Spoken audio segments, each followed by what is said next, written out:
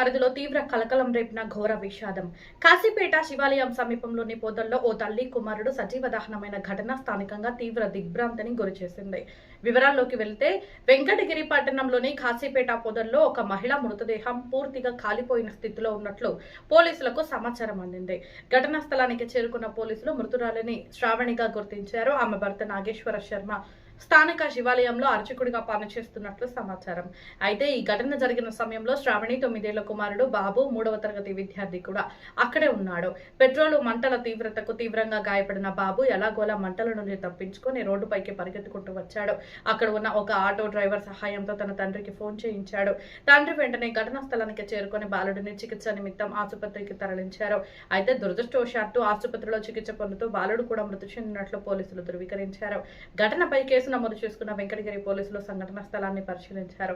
అసలు మధ్యాహ్నం సమయంలో తల్లి కుమారుడు అక్కడికి ఎందుకు వచ్చారు, పెట్రోల్ ఎవరు పోశారు, ఇది ఆత్మహత్య లేక ఎవరైనా దారుణానికి ఒడిగట్టారా అనే కోణంలో పోలీసులు దర్యాప్తును వేగవంతం చేశారు. ఈ సందర్భంగా సిఐ రోషయ్య మీడియాతో మాట్లాడుతూ,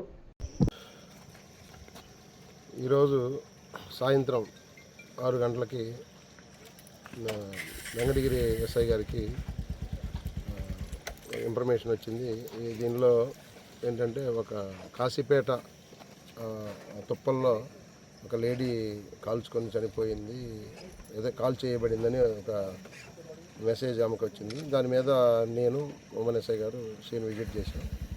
ఇక్కడ విజిట్ చేసినాక ఆమె పేరు శ్రావణి అని, భర్త నాగేశ్వర శర్మ, శివాలయంలో ఇక్కడ కాశీపేట శివాలయంలో డైలీ అర్చకుడుగా పనిచేస్తాడని చెప్పేసి ఇప్పటి వరకు మాకు తెలిసిన ఇన్ఫర్మేషన్ ఏంటంటే మధ్యాహ్నం బాబు ఆమె ఇక్కడికి వచ్చినట్లు, దాని మీద బాబు ఇద్దరు పెట్రోల్ పోసుకొని తగలబడిన తర్వాత బాబు బయటకు వచ్చి పరిగెత్తుకుంటూ ఒక ఆటో డ్రైవర్ ఉంటే వాళ్ళ నెంబర్ ఇచ్చి వాళ్ళ నాన్నకి ఫోన్ చేయమని చెప్తే వాళ్ళ నాన్న వచ్చి బాబుని హాస్పిటల్కి చేర్పించినట్లు ఇప్పటివరకు మేము విచారించిన దాని ప్రకారం జరిగింది. ఏదేమైనా దీన్ని డెప్త్గా ఇన్వెస్టిగేషన్ చేసి అసలు ఏ విషయం ఎందుకు పోసుకుంది, లేకపోతే ఇంకేదైనా కారణాలు ఉన్నాయి అనేది కేసు రిజిస్టర్ చేస్తాం. ఇప్పుడు దాని మీద దర్యాప్తులో అన్ని విషయాలు తెలుస్తాయి. బాబు బాబు 9 సంవత్సరాలు, 3rd క్లాస్ చదువుతున్నాడు.